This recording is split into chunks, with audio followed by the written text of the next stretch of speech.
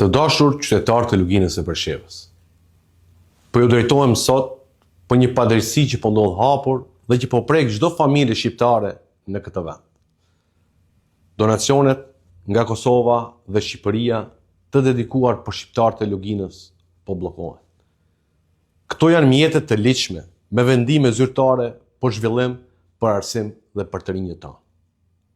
Banka i ka pranuar këto mjete, ka kërkuar sqarim dhe ne kemi dorëzuar çdo dokument të mundshëm. Dhe pastaj, pas një arsye të qartë, i ka refuzuar dhe i ka kthyer mbrapsht. Kjo nuk është çështje teknike, kjo është vendim politik, ky është diskriminim. Dhe banka ka emër, është Hallbank. Ajo ka zgjedhur të bëhet vegël e pushtetit për diskriminimin e shqiptarëve. Por është e qartë që kjo nuk vjen vetëm nga banka. Kjo është drejt për drejt ndikim politik dhe përgjegjësia ka emër. Qeveria e Serbisë po qëndron prapa këtyre vendimeve. Një ministër si Demo Berisha dhe një qeveri që po synojnë në shtrimin e çdo shqiptari në këto troje. Kjo nuk është vetëm goditje ndaj Këshillit Kombëtar Shqiptar. Kjo është goditje e drejt për drejt ndaj njerëzve, ndaj 3560 nxënësve që po mbesin pa libra falas. Mbi 700 studentë që po mbesin pa bursa.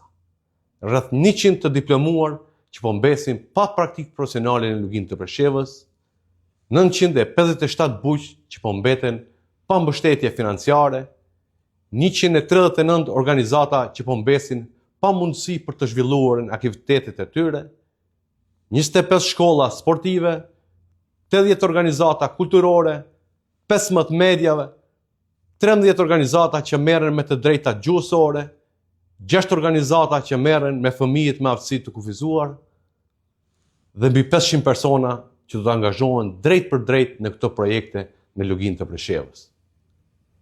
Pra, kjo është një goditje ndaj zhvillimit tonë si shqiptar. Goditje ndaj arsimit, kulturës, informimit dhe gjuhës shqipe.